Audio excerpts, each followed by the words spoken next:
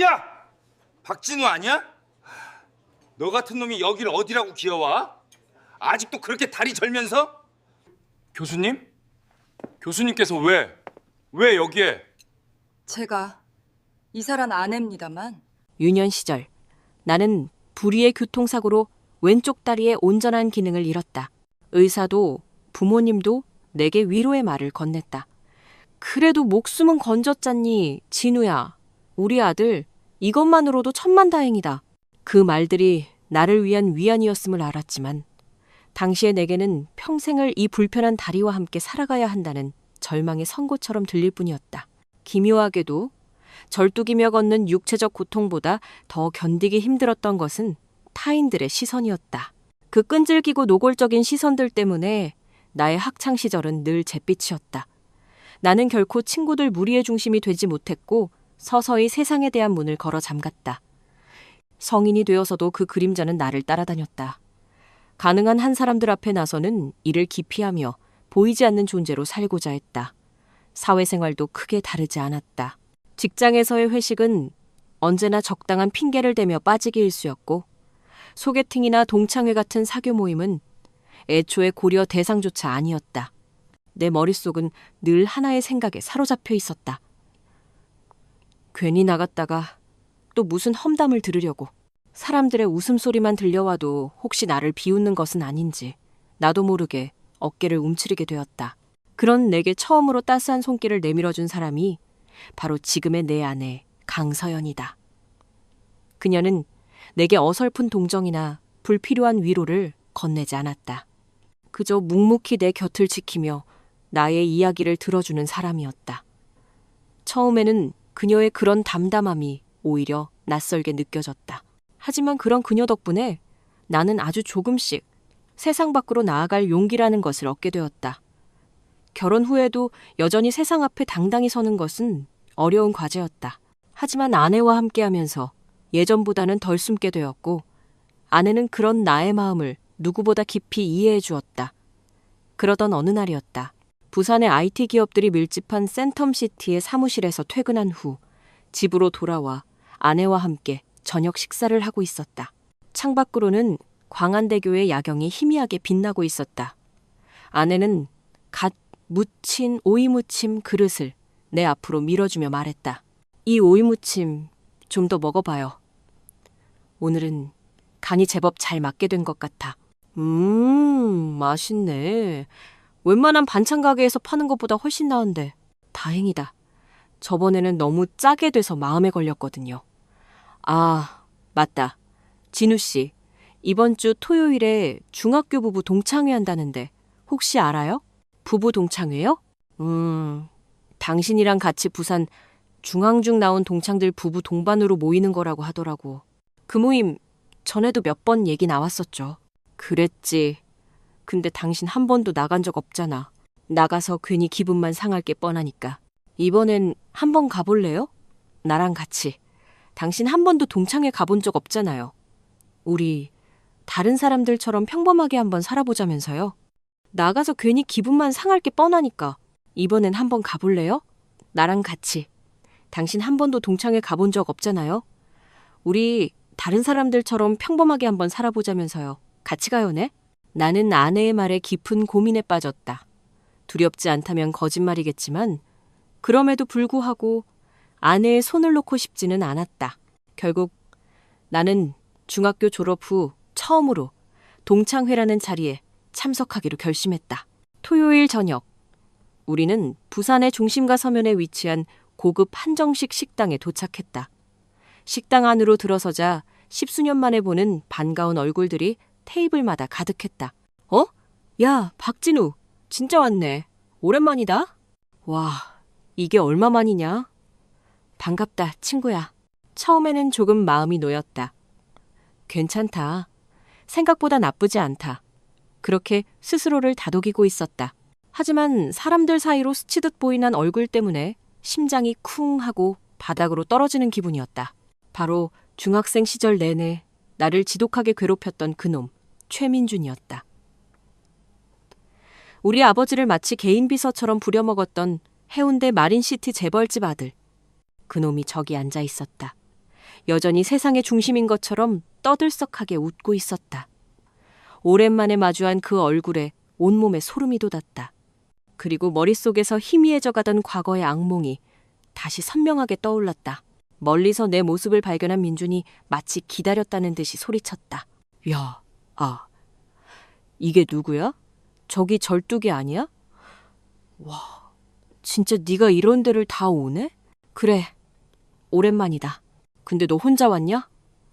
이거 부부 동창회인 거 몰랐어?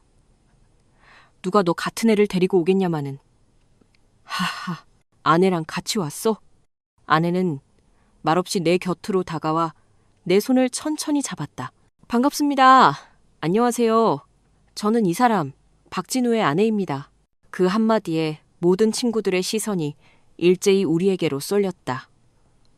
어떤 이는 놀란 눈으로, 또 다른 이는 입을 다물지 못한 채 아내를 바라봤다. 그리고 그 중에서도 내 아내를 보자마자 가장 먼저 표정이 굳어버린 것은 바로 최민준이었다. 그러더니 갑자기 민준은 자리에서 벌떡 일어나 우리 앞으로 걸어와서는 그대로 무릎을 꿇었다. 그의 돌발 행동에 순식간에 주변이 술렁이기 시작했다. 뭐야? 최민준, 쟤 왜 저래? 무슨 일이야? 모두가 당황한 얼굴로 그 장면을 지켜봤다. 나는 그 자리에 선 채 아무 말도 하지 않고 민준을 내려다보았다. 무릎을 꿇은 민준은 얼굴이 새하얗게 질려 있었고 눈앞에 내 아내를 멍하니 올려다보고 있었다. 그의 눈빛에는 당혹스러움과 혼란, 그리고 무언가 말로 설명할 수 없는 감정이 뒤섞여 있었다.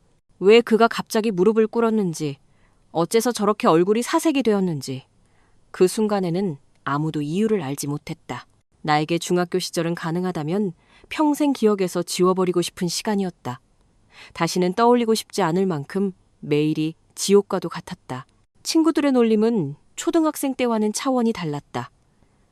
머리가 굵어지면서 자신들과 다른 나는 그저 눈에 띄는 공격 대상이 될 뿐이었다. 초등학생 때까지만 해도 장난 수준이었던 말들은 중학생이 되자 훨씬 더 날카롭고 집요해졌다.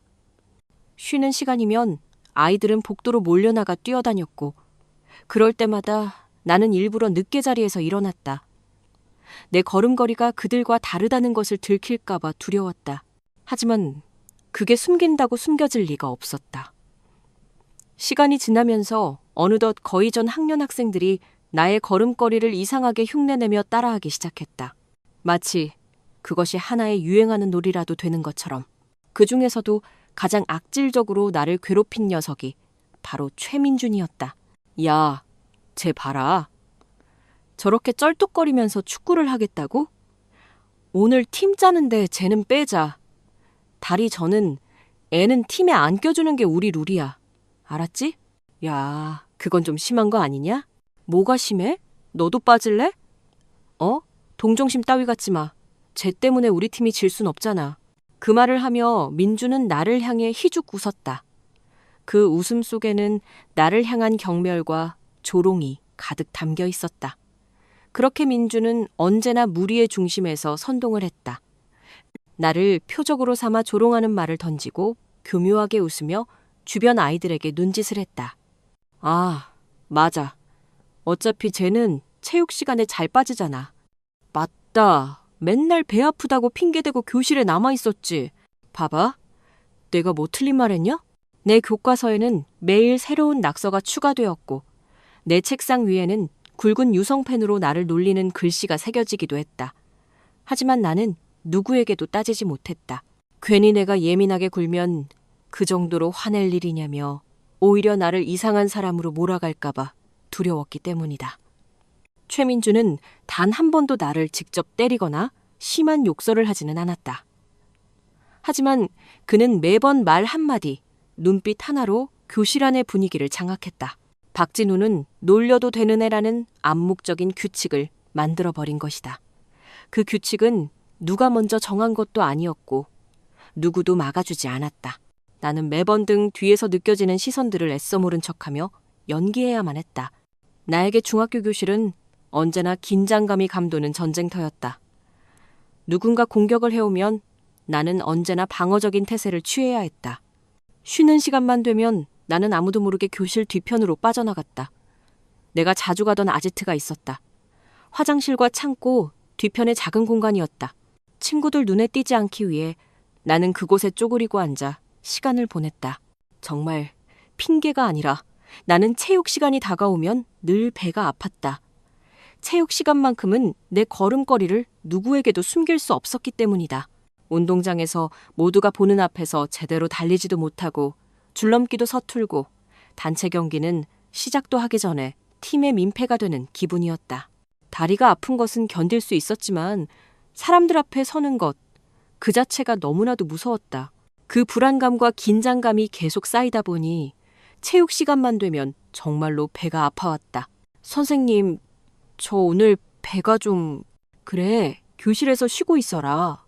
선생님은 더 묻지 않았고 그 덕분에 나는 운동장 대신 교실에 남아 친구들이 뛰어노는 모습을 창밖으로 바라보곤 했다. 아이들의 웃음소리는 운동장을 넘어 교실까지 퍼져나갔고 그 소리를 들을 때면 마치 다른 세상의 이야기처럼 아득하게 느껴졌다. 점심 도시락을 먹는 시간도 마찬가지였다. 다른 친구들은 3, 4, 5, 5 둘러앉아 도시락을 나눠 먹으며 웃고 떠들었지만 나는 그들과 결코 섞일 수 없었다. 같이 앉자는 말을 건네는 친구도 자리를 내어주는 친구도 아무도 없었다. 그래서 나는 도시락을 들고 복도 끝 창가 쪽으로 향했다. 그곳은 누구도 잘 오지 않는 조용한 구석이었다. 벽에 등을 기대고 앉아 도시락 뚜껑을 막 열었을 때 낯익은 목소리가 복도 저편에서 들려왔다. 야, 거기서 뭐 하냐? 최민준이 친구 둘을 이끌고 이쪽으로 오고 있었다. 그는 일부러 더 큰 소리로 말하며 내 앞에 섰다. 와, 진짜 혼자 처먹고 있네. 야, 쟤 좀 봐라. 헐, 진짜 혼자네? 야, 왜 혼자 먹고 있냐? 그러니까 애들이 너랑 안 놀아주지. 불쌍하게. 우리가 같이 먹어줄까? 됐어. 뭐? 겁나 웃기네. 도시락 반찬은 뭐냐? 아, 이게 뭐야? 풀밖에 없네. 야, 그냥 가자. 그냥 가라고. 내 입에서 나온 말은 너무나 작아서 스스로도 들리지 않을 정도였다. 뭐라고 했냐? 지금? 야, 너 지금 화낸 거냐? 야, 그냥 가자. 좀 그렇잖아. 왜? 장난 좀 친 거 가지고? 그는 희죽 웃으며 내 도시락을 한번 힐끗 보더니 친구들과 함께 돌아섰다. 그리고 복도를 걸어가며 끝까지 큰 소리로 비웃었다. 야, 다음부터 도시락 싸올 땐 반찬 좀 바꿔라. 냄새나서 내가 지나가질 못하겠다. 그 목소리가 복도 끝으로 멀어질수록 눈물이 차올랐다. 결국 나는 그날 그 도시락을 거의 먹지 못한 채 그대로 덮어야 했다. 엄마는 매일 아침 일찍 일어나서 싸주시는데 난 왜 이렇게 못나 보일까? 초등학교 저학년 시절 아버지는 동네에서 가장 부유한 집들이 모여있는 해운대 마린시티의 한 고급 주상복합 아파트 경비원으로 취직하셨다. 부산에서 가장 비싼 곳 중 하나였다. 나는 그곳에 한 번도 들어가 본 적은 없지만 아버지는 가끔 집에 오셔서 그곳 이야기를 하시곤 했다. 그 집 사람들은 진짜 여유가 넘치더라. 다들 괜찮은 것 같아. 다행이네요. 당신 힘든 건 없고요? 딱히 힘든 건 없어. 근데 거기 아들놈이 아주 문제야. 어린 녀석이 아주 아나무인이더라고. 어른한테도 말을 참 버릇없이 해. 그 이야기를 들을 땐 그냥 듣는 둥 마는 둥 했다. 그래도 거기서 일할 수 있는 것만으로도 다행이지. 라며 애써 기운을 내시던 아버지의 모습만 기억에 남아 있었다. 그러다 시간이 흘러 나는 중학교에 입학했고 거기서 처음 최민준을 마주하게 된 것이다. 말 많고 잘난 척 심하고 어딜 가나 중심에 서 있는 아이. 누구보다 목소리가 컸고 그 누구보다 앞장서서 나를 놀리는 놈이었다. 우리 집? 저기 마린시티야. 이야, 밤에 우리 집 와볼래? 광안대교가 바로 보인다. 그런 말은 그냥 자랑이려니 하고 넘길 수도 있었다. 그런데 어느 날부터였다. 그놈이 수상쩍은 눈빛으로 나를 자꾸 쳐다보더니 복도 한복판에서 친구들에게 이렇게 말했다. 야, 쟤 아빠 누군지 알아? 누구? 우리 집 경비잖아. 아침마다 우리 아빠 차 시동 걸어주고 사장님, 이러면서 엄청 크게 인사한다니까. 진짜야. 우리 집 가면 볼 수 있어. 학교 끝나고 한번 가볼래? 그 순간 나는 온몸이 얼어붙는 기분이었다. 대체 그걸 어떻게 알았을까? 한참을 생각했다. 나중에 알게 된 사실은 그놈이 가끔 경비실에 들락거리며 액자에 놓인 나의 사진을 봤다고 했다. 아버지가 경비실 한편에 가족사진 액자를 세워두셨는데 그 안에 있던 나를 그놈이 본 것이었다. 내가 걔 사진 봤어. 아빠랑 찍은 거. 딱 붙어 있더라. 그때부터 알았지. 쟤도 결국 커서 경비나 되겠구나 싶었어. 그 얘기를 들은 친구들 몇몇은 피식 웃었고 어떤 아이는 눈치를 보며 고개를 돌렸다. 나는 너무나도 화가 났다. 나의 아버지를 놀림감으로 만들고 조롱하는 것은 나를 놀리는 것보다 더 견디기 힘든 시간이었다. 그 뒤로 복도에서 민준을 마주칠 때마다 그는 혼자 큰 소리로 떠들었다. 경비 아들이다. 어이, 문 열어줘야 하는 거 아니냐? 엘리베이터 버튼 대신 좀 눌러줘라. 민준의 그 말에 친구들은 민망하게 웃었다. 우리 아버지는 그저 성실하게 일하시는 분일 뿐인데 왜 이런 모욕적인 말을 들어야 하는가? 왜 내가 이렇게 피하고 부끄러워해야 하는 것인가? 깊은 자괴감에 빠지기도 했다. 돌이켜보면 나는 학창시절 내내 단짝 친구가 한 명도 없었던 것 같다. 나는 늘 혼자였다. 혼자가 익숙했고 혼자인 것이 차라리 더 안전하고 마음 편했다. 누군가 다가오려 하면 나도 모르게 먼저 거리감을 두게 되었다. 왜냐하면 최민준이 반드시 그 친구를 따로 불렀기 때문이다. 야, 너 진짜 쟤랑 어울릴 거야? 쟤랑 같이 다니면 너도 똑같이 쟤 취급당하는 거야? 쟤한테 잘해줬다간 너까지 왕따 된다고? 아니야? 그냥 나는 걔랑 막 친한 건 아니야. 그렇지? 행동 조심해라.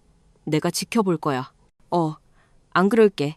처음에 내게 다가오려던 친구들도 결국은 그렇게 하나둘씩 나와 멀어졌다.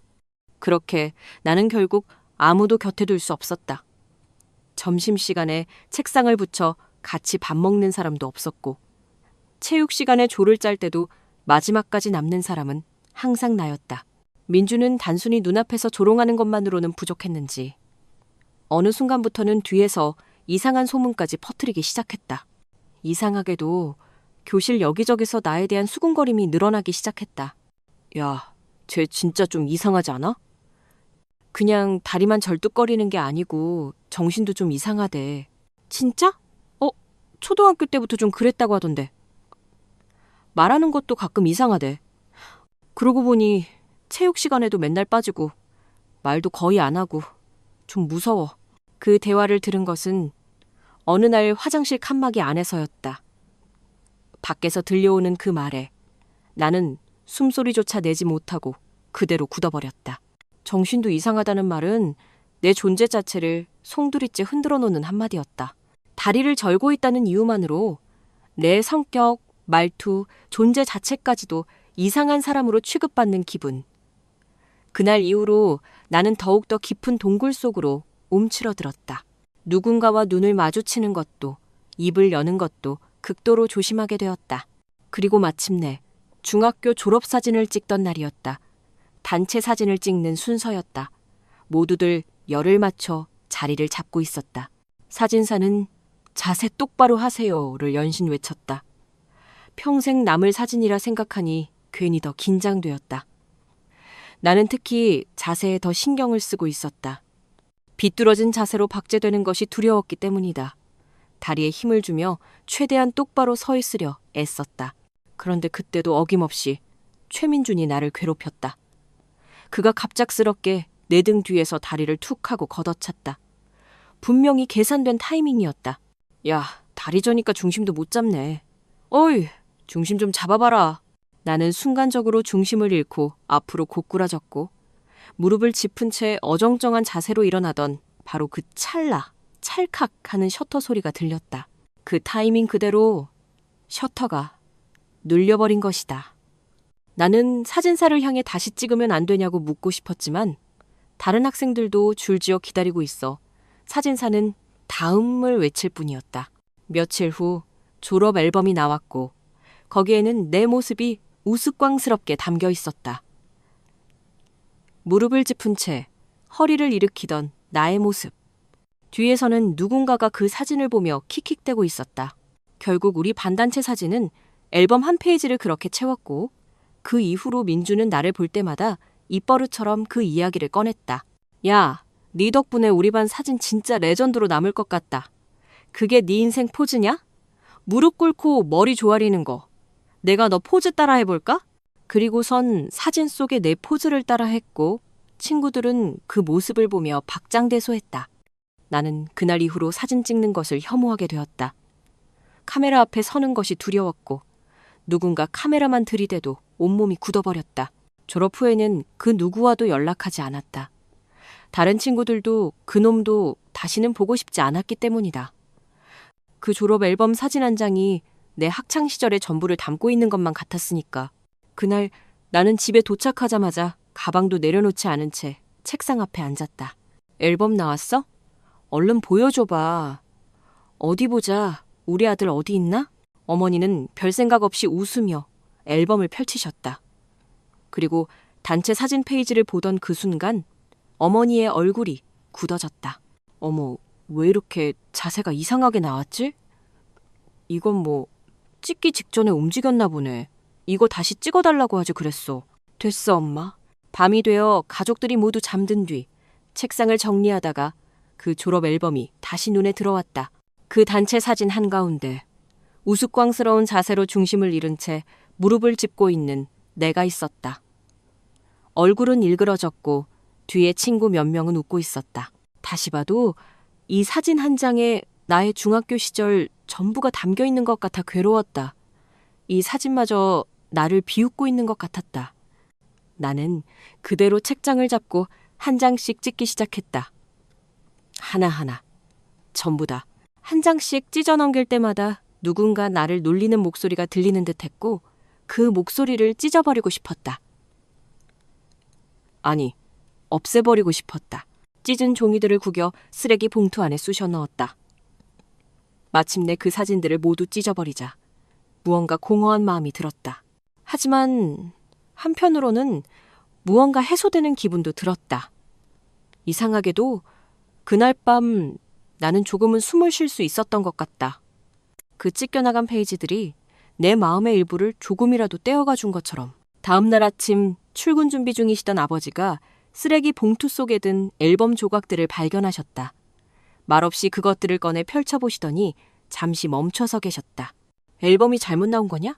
그냥 마음에 안 들어서요. 그 말에 아버지는 한참을 가만히 계시다가 찢어진 조각들을 하나씩 다시 꺼내며 말씀하셨다. 다리는 불편해도 너 마음은 누구보다 곧았으면 좋겠다. 그 말씀에 나는 고개를 들 수 없었다. 그리고 드디어 중학교를 졸업하면서 나는 그 지옥 같은 환경에서 벗어날 수 있었다. 다행이라면 다행이었고 불행이라면 몸만 벗어났을 뿐 마음은 여전히 그 안에 갇혀 있었다는 점이었다. 고등학교, 대학교, 그리고 사회에 나오기까지 장소와 시간은 달라졌지만 나를 보는 시선들은 쉽게 사라지지 않았다. 누군가 내 등 뒤에서 이야기를 나누면 바로 이런 생각이 들었다. 내 얘기하는 건가? 내 험담인가? 어디선가 웃음소리가 들려와도 내가 무슨 실수를 했나? 부터 떠올랐다. 그것이 너무나 당연한 감정이 되어버렸다. 사람들 눈치를 보며 말하고 농담 한마디에도 스스로를 검열하며 움츠러들었다. 자신감은 늘 바닥이었고 사람들과 어울리는 자리는 의식적으로 피하게 되었다. 직장에서 자기소개를 할 때면 목소리가 자꾸만 떨려 나왔다. 안녕하십니까. 저는 박진우입니다. 잘 부탁드립니다. 사람들이 내게 아무 말도 하지 않아도 내 안에서는 늘 보이지 않는 검열이 작동하고 있었다. 그리고 그것은 소개팅 자리에 나가서도 마찬가지였다. 오늘 날씨 좋죠? 예, 네, 괜찮은 것 같아요. 자연스럽게 웃는 것조차 힘들었다. 이 사람은 내 다리를 어떻게 생각할까? 그 생각부터 들어서 누군가에게 먼저 다가가기가 결코 쉽지 않았다.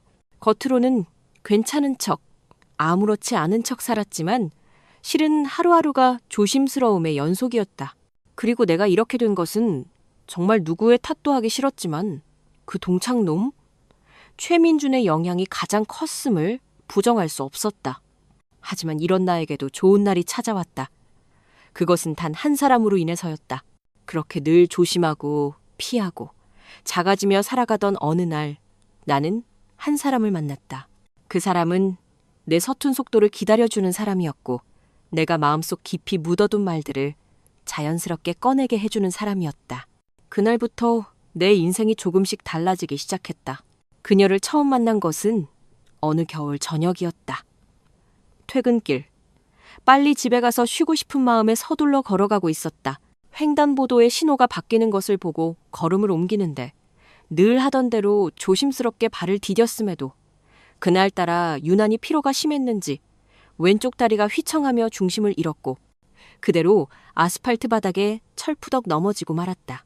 무릎이 바닥에 부딪히는 순간 퍽 하는 소리와 함께 뼈에 울리는 통증이 느껴졌고 바지 위로 피가 스며 나오기 시작했다. 사람들은 나를 한 번씩 쳐다볼 뿐 쓱 지나쳐갔다. 나는 도로 한복판에서 어정쩡하게 무릎을 짚은 채 잠시 얼어붙어 있었다. 무릎이 너무 아파서 빨리 일어나기가 어려웠다. 그때였다. 누군가가 내 앞에 쪼그려 앉았다. 수술복 위에 패딩을 걸친 여성이었다.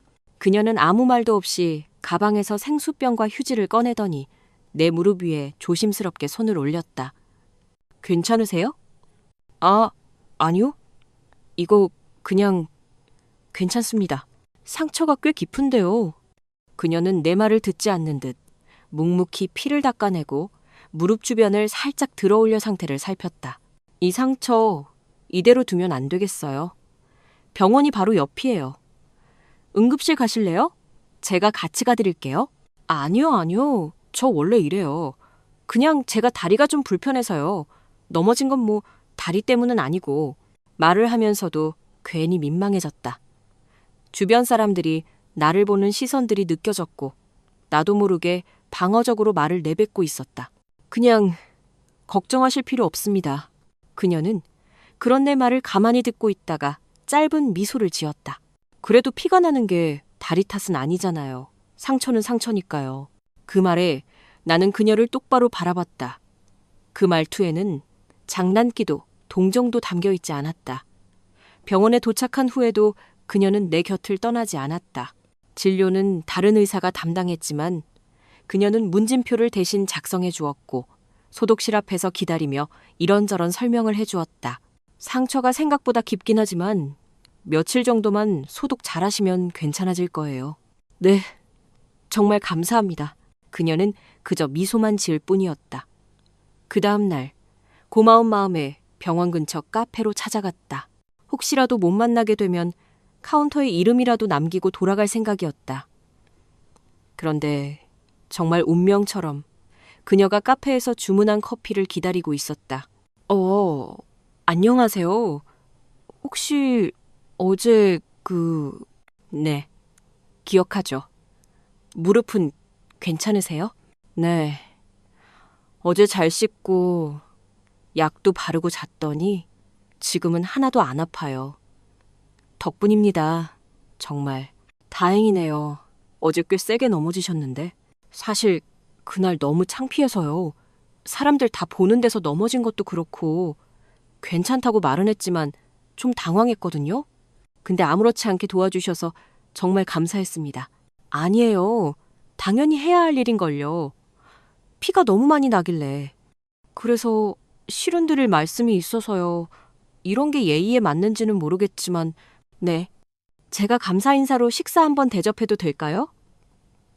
부담 드리려는 건 아니고요. 진짜 진심입니다.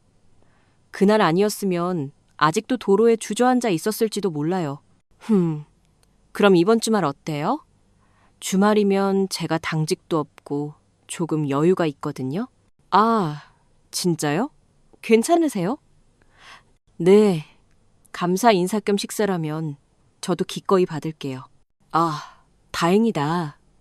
정말 다행이에요. 그럼 이번 주말에 괜찮은 식당 하나 알아볼게요. 저 매운 거 잘 못 먹어요. 그리고 줄 서는 데는 별로 안 좋아해요. 그거 빼고는 다 좋습니다. 네, 꼭 기억하겠습니다. 매운 거 안 되고 줄은 안 선다. 알겠습니다. 그날 이후로 우리는 가끔 연락을 주고받기 시작했다. 점심을 함께 먹기도 하고 일이 끝난 저녁에 영화 한 편을 보기도 했고 별것 아닌 시시콜콜한 이야기를 나누며 시간을 보내게 되었다. 그리고 조금씩 가까워지면서 나는 점점 마음을 터놓고 내 속 깊은 이야기를 꺼낼 수 있게 되었다. 사실 전 중학교 때 많이 힘들었어요. 다리 때문에 놀림도 많이 당했고 그 이후로 사람들 앞에서 말하는 것도 힘들어졌고 지금도 가끔 누가 저를 쳐다보기만 해도 괜히 움츠러들어요. 제가 뭔가 잘못한 것 같은 기분이 들고 그녀는 커피잔을 양손으로 감싼 채 아무 말 없이 내 이야기를 들어주었다.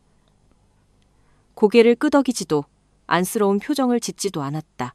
그냥 눈을 피하지 않고 내 얼굴을 바라보며 담담하게 나와 함께 그 시간을 견뎌주었다. 이런 얘기 사실 누구한테 해본 적 없어요. 뭔가 괜히 말하면 제가 나약해 보일까봐 그냥 다 괜찮은 척하고 살아온 것 같아요. 실은 전혀 괜찮지 않았는데도요. 누구나 흉터는 있어요. 다만 그걸 가릴지 아니면 꺼내 보일지는 그 사람의 용기에 달린 거죠. 근데 지금 진우 씨는 그 흉터를 저와 나눌 만큼의 용기를 낸 거예요. 그거 절대 가볍게 볼 일이 아니에요. 그 말에 나는 꽁꽁 얼어붙어 있던 마음이 서서히 녹아내리는 기분이었다. 흉터가 있다는 이유로 사람들이 날 이상하게 볼까봐 그게 세상에서 제일 무서웠으니까. 지금도 가끔 그래요. 내가 너무 많은 걸 드러낸 건 아닐까? 혹시 이 얘기를 한 걸 후회하게 될까? 그런 생각이 순간순간 들어요. 후회 안 할 거예요. 지금 저한테 얘기해 준 거 정말 고마워요. 누군가에게 내 안의 진짜 이야기를 꺼낸다는 건 그만큼 그 사람을 신뢰하고 있다는 뜻이잖아요. 그래서 저는 오히려 감사해요. 지금 당신이 어떤 사람인지 제가 조금 더 알게 된 것 같아서요. 그녀의 말투에는 어떤 과장도 포장도 없었다. 그저 진심만이 느껴졌다. 어쩌면 나는 그날 처음으로 내가 지금 있는 모습 그대로 사랑받을 수도 있겠구나 하는 생각을 하게 되었다. 조금씩 아주 조심스럽게 마음의 문을 열기 시작했고 그녀는 그 속도를 정확히 맞춰주며 내 옆에 있어 주었다. 그리고 몇 년의 시간이 흐른 끝에 우리는 조촐한 결혼식을 올렸다. 작은 예식장이었고 양가 가족과 정말 가까운 친구 몇 명만 참석한 소박한 자리였지만 나는 이런 사람과 평생을 함께할 수 있다는 사실에 감사하고 또 행복했다. 지금 내 옆에 있는 이 사람은 내 인생에서 처음으로 나를 있는 그대로 온전히 안아준 사람이구나. 그렇게 결혼 생활을 이어가던 어느 날 아내가 동창회에 가자고 이야기를 꺼낸 것이었다. 그 부부 동창회 나랑 같이 가요. 나 그런데 안 가. 괜히 옛날 일만 떠오를 게 뻔한데 뭐하러 가? 다른 사람들처럼 평범하게 살아보자면서요. 우리 같이 가봐요. 다른 사람들처럼 평범하게 살아보자는 그 말에 나는 아무런 대꾸도 할 수 없었다. 그렇게 주말이 되었고 나는 불안한 마음을 억누른 채 아내와 함께 동창회 자리에 참석하게 된 것이다. 그리고 나를 죽도록 괴롭혔던 그 동창놈. 최민주는 내가 등장하자마자 또다시 조롱을 시작했지만 내 안에 서연이 등장하자 얼굴이 잔뜩 굳어지며 그대로 무릎을 꿇었다. 그리고 민준의 입에서 나온 말은 정말 충격적이었다. 교수님 맞으시죠? 그 모습을 본 사람들은 일제히 웅성거리기 시작했다. 뭐야? 왜 저래? 교수님? 무슨 교수님? 나는 아무 말 없이 그 장면을 가만히 지켜봤다. 민주는 사색이 된 얼굴로 아내를 바라보며 입을 꼭 다물었고 나를 조롱하던 그 경멸적인 눈빛은 온데간데 없이 사라져 있었다. 혹시 저희 어머니 수술해주신 부산대학교 병원 흉부외과 강서연 교수님 맞으시죠? 기억하시네요. 몇 해 전 대동맥 박리 환자분이셨던 그 어머님 맞으시죠? 아내의 한마디에 민준의 얼굴은 완전히 무너져 내렸다. 입술을 꾹 다문 채 고개를 떨구던 그가 두 손을 허벅지 위에 올리고 꼼짝도 못한 채 앉아 있었다. 그리고 그가 내게 털어놓은 이야기는 내가 상상하던 것보다 훨씬 더 충격적이고 복잡한 이야기였다. 민준이 내 아내를 보자마자 얼굴이 하얗게 질리며 무릎을 꿇은 이유는 몇 해 전 그의 어머니가 죽음의 문턱까지 갔던 그날로 거슬러 올라간다. 급성 대동맥 박리.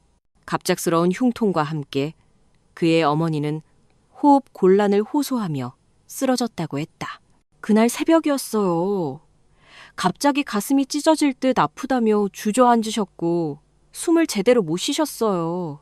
앰뷸런스에 실려 가시는 어머니를 보는데 정말 이젠 끝인가 싶더라고요. 곧바로 부산 시내의 한 대학병원 응급실로 옮겨졌지만 의사는 절망적인 말을 전했다고 했다. 상태가 너무 위중합니다. 저희 병원에서는 이 수술을 감당하기가 어렵습니다.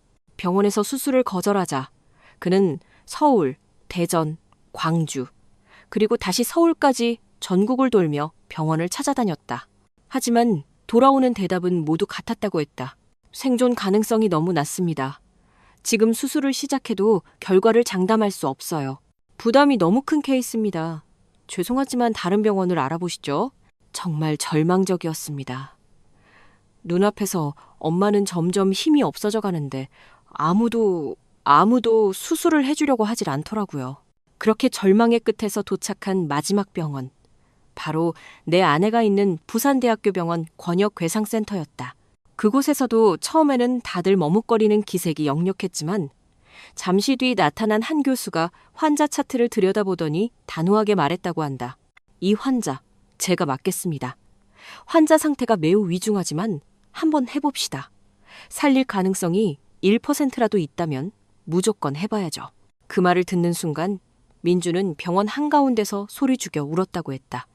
솔직히 그때 우리 가족 전부 다 포기하고 있었거든요.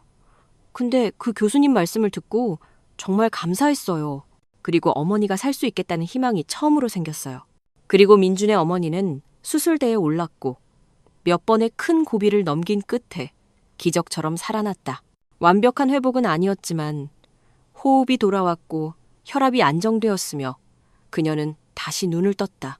의식이 돌아오신 날 어머니가 그러셨어요. 그 선생님 얼굴 꼭 기억해라. 그분이 내 생명의 은인이다. 그날 이후 그의 가족은 매년 어머니의 생신 때마다 그 교수의 이름을 되뇌었고 어떻게든 감사의 인사를 전하고 싶어 했다고 했다. 그런데 그 생명의 은인이 그가 중학교 시절 내내 무시하고 조롱하고 발 아래로 내려다보았던 바로 그 친구 박진우의 아내였다는 사실을 민주는 바로 그 자리에서 처음 알게 된 것이었다. 그래서 그는 그 모든 충격과 부끄러움, 감사와 죄책감이 한꺼번에 몰려드는 그 순간 아무 말도 못한 채 그 자리에 무릎을 꿇을 수밖에 없었던 것이다. 민주는 말을 잃은 채 나와 아내를 번갈아 바라봤다. 그의 얼굴에는 온갖 감정이 뒤섞여 있었다. 놀람, 당황, 혼란, 부끄러움, 그리고 깊은 후회까지. 그 순간 나는 옛날 중학교 교실이 떠올랐다. 사람들 앞에서 내 다리를 흉내내며 웃던 그놈의 얼굴, 아버지를 조롱하던 그 경멸적인 말투. 하지만 지금 내 앞에 무릎 꿇고 있는 그는 아무 말도 하지 못했다. 자신이 그토록 짓밟았던 인생 앞에서 그 인생이 자신에게 어떤 방식으로 되돌아왔는지를 그는 그제야 온몸으로 깨닫게 된 것이다. 민주는 얼굴이 완전히 사색이 된 채 고개를 깊숙이 숙였다. 그 거만하던 최민준이 말도 제대로 잇지 못한 채 양손을 무릎 위에 올리고 가늘게 떨고 있었다. 그날 병원에서 저희 어머니 수술해 주셔서 우리 가족은 지금까지 평생 교수님께 빚을 졌다고 생각하며 살고 있습니다. 매년 어머니는 본인 생신 때마다 교수님 얘기를 꺼내셨어요. 교수님 덕분에 내가 지금 여기에 살아있는 거라고. 민준의 눈빛에는 진심 어린 혼란과 감격, 그리고 미안함이 뒤섞여 있었다. 그런데 교수님이 네 아내였다니. 아내가 차분한 목소리로 말했다. 당시 환자분 상태가 많이 안 좋으셨어요. 솔직히 수술실에 들어가기 전까지도 저희 팀 내부에서 반대가 많았습니다. 맞아요. 이해합니다. 다른 곳에서는 전부 다 거절했었으니까요. 저는 그래도 그걸 포기하기는 싫었어요. 누군가의 어머니셨고 살릴 수 있는 가능성이 단 1%라도 있다면 의사로서 시도해야 한다고 믿었습니다. 정말 감사합니다. 그때 교수님의 그 결정이 없었으면 저 또한 지금 여기 없었을 겁니다. 저는 제 일을 했을 뿐이에요. 다만 그 어머님이 살아주셔서 그게 제가 더 고맙습니다. 그 말을 듣는 순간 민주는 다시 고개를 떨궜고 이번에는 내 쪽을 향해 시선을 옮겼다. 눈이 마주쳤을 때 그는 진심 어린 말 한마디를 힘겹게 내뱉었다. 나는 널 그렇게 괴롭혔는데 진심으로 정말 미안하다. 나는 민준의 사과에도 한동안 아무 말도 하지 못했다. 그냥 가만히 서서 머릿속을 뒤덮는 과거의 기억들과 마주하고 있었다. 우스꽝스러운 포즈로 찍힌 졸업사진, 복도 끝에서 혼자 먹었던 차가운 도시락, 책상에 칼로 새겨졌던 병신이라는 글씨, 순식간에 밀려드는 수치심, 그걸 아무렇지 않은 척 넘겨야 했던 분노, 늘 혼자였던 지독한 외로움, 그리고 아무것도 할 수 없었던 무력감까지. 하지만 바로 그 순간 지금 내 손을 꼭 잡고 있는 아내의 따뜻한 온기가 선명하게 전해졌다. 그 온기 하나가 나를 과거의 수렁에서 현재로 단단히 붙잡아 주었다. 너한텐 그냥 애들 장난이었겠지.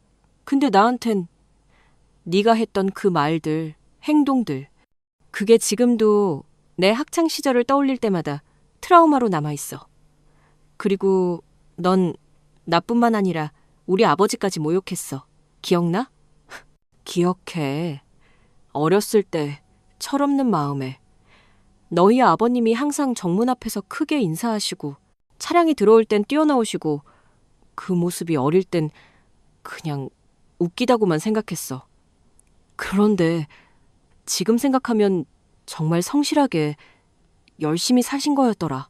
근데 그걸로 내가 널 놀리고 네 아버지까지 친구들 앞에서 웃음거리로 만들고 너무 죄송하다. 정말 그땐 그게 그냥 재밌었나 봐. 어른들 흉내 내는 것처럼 친구들 앞에서 센 척하려고 네가 아버지 얘기만 나오면 표정 굳는 거 다 알면서도 그걸 더 자극했어. 그랬지.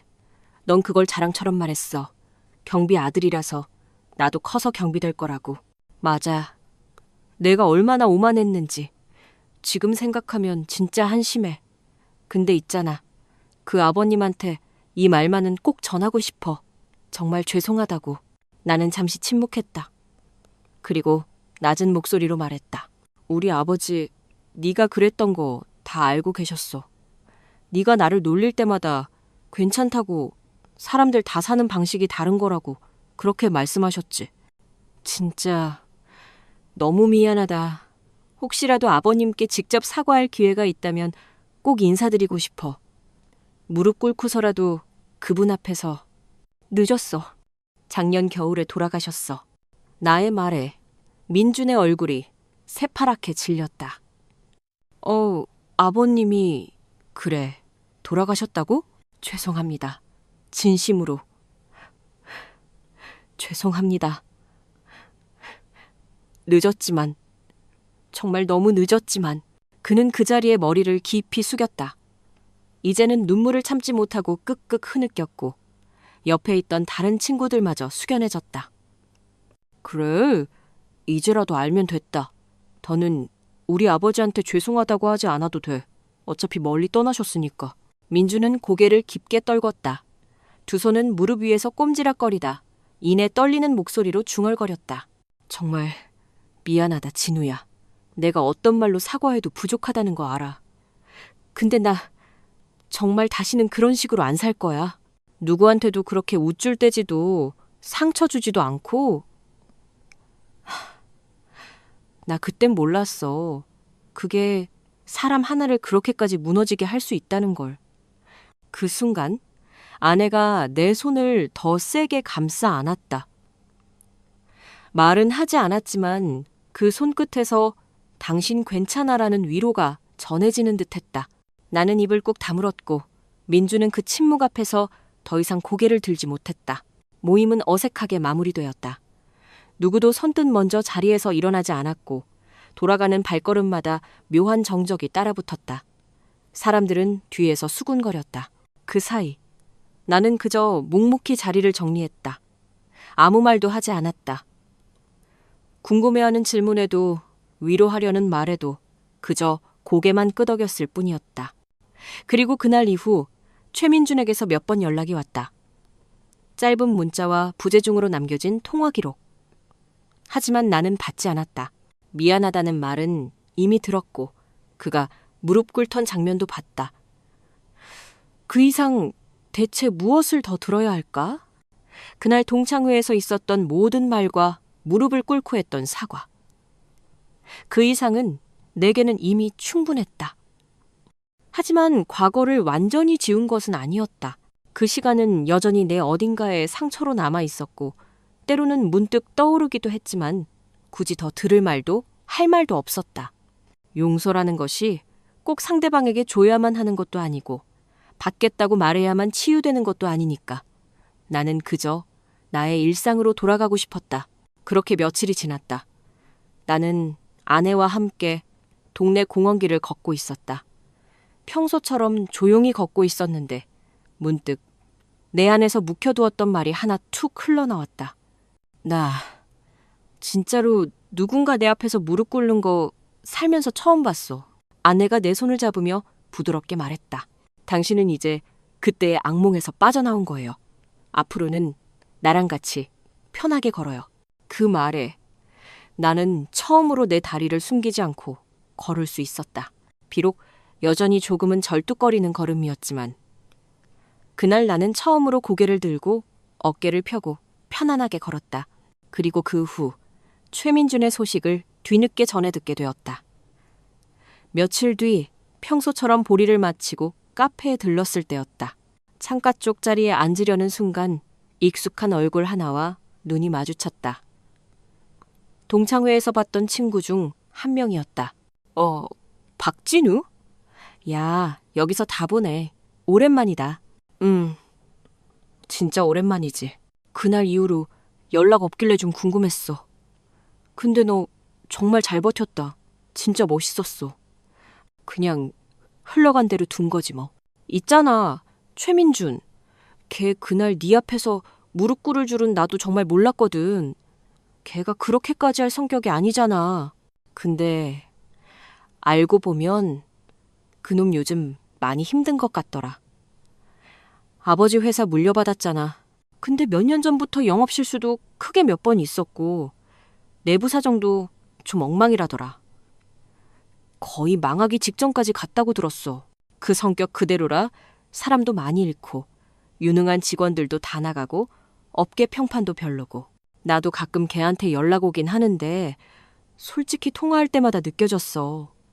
겉으로는 똑같이 웃고 농담해도 속이 말이 아닐 거야. 그랬구나. 오랜만에 너 본 날도 마음이 뒤틀릴 대로 뒤틀려 있었던 거겠지. 사실 걔가 널 보고 그렇게 말을 던진 게 그게 전부는 아니었을 거야. 어쩌면 널 보면서 더 열등감을 느꼈을지도 몰라. 결국 그가 무너진 것은 내가 아니라 자기 자신이 쌓아올린 지난날의 업보 때문이었던 것 같다. 그리고 순간 그날 동창회에서 무릎을 꿇던 민준의 얼굴이 떠올랐다. 그 흔들리던 눈빛, 가늘게 떨리던 손, 그 안에 담겨있던 감정의 무게를 이제는 조금 이해할 수 있을 것도 같았다. 그 순간 내 안에 켜켜이 쌓여있던 응어리들이 아주 조금은 느슨해지는 느낌이 들었다. 그리고 또 며칠 뒤 우편함을 열었는데 그 안에 낯선 봉투 하나가 들어있었다. 나는 조심스럽게 봉투를 열어 속지를 펼쳐보았다. 그리고 첫 문장에서 내 눈이 멈췄다. 그날 저를 살려주셔서 감사합니다. 그 문장을 읽는 순간 숨이 멎는 듯했다. 그 다음 줄에는 이렇게 쓰여 있었다. 제 아들의 못난 행동, 제가 대신 사과드립니다. 그 아이가 어릴 적 어떤 마음으로 친구들을 대했는지, 어떤 잘못을 저질렀는지, 어미 된 사람으로서 미처 알지 못한 점이 너무나 부끄럽습니다. 그 글에는 화려한 미사여구도 그럴듯한 변명도 없었다.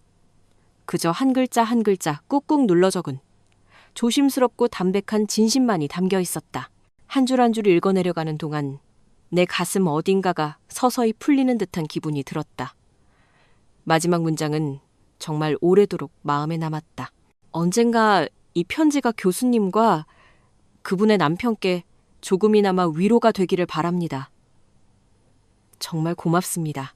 나는 그 자리에서 잠시 아무 말 없이 편지를 내려놓았다. 그 작은 한 통의 편지가 그동안 말하지 못했던 수많은 감정들에 천천히 그리고 아주 조용히 마지막 쉼표를 찍어주는 느낌이었다. 그 친구는 과연 바뀔 수 있을까? 아니, 바뀌든 안 바뀌든 사실 이제 나한테는 상관없는 일이다. 그건 그의 몫이고 내가 짊어질 이유는 없으니까.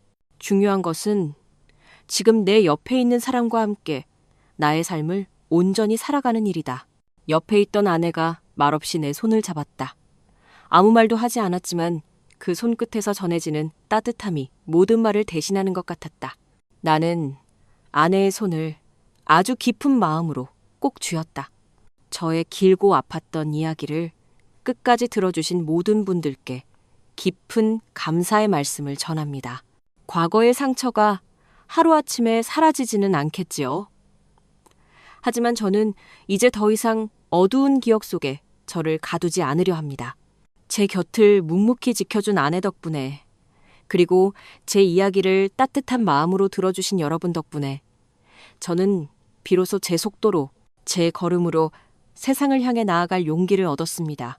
여러분께서는 이 이야기를 어떻게 들으셨나요? 여러분께서 남겨주시는 따뜻한 공감과 응원의 댓글 하나하나가 과거의 저와 비슷한 아픔을 겪고 있는 또 다른 누군가에게는 큰 위로와 희망이 될 수 있습니다. 부디 여러분의 소중한 생각을 댓글로 공유해 주시길 부탁드립니다. 앞으로도 저희 채널에 올라오는 이야기들에 계속해서 귀 기울여 주신다면 정말 감사하겠습니다. 구독과 좋아요는 더 좋은 이야기를 만드는데 가장 큰 힘이 됩니다. 시청해 주셔서 다시 한번 진심으로 감사합니다.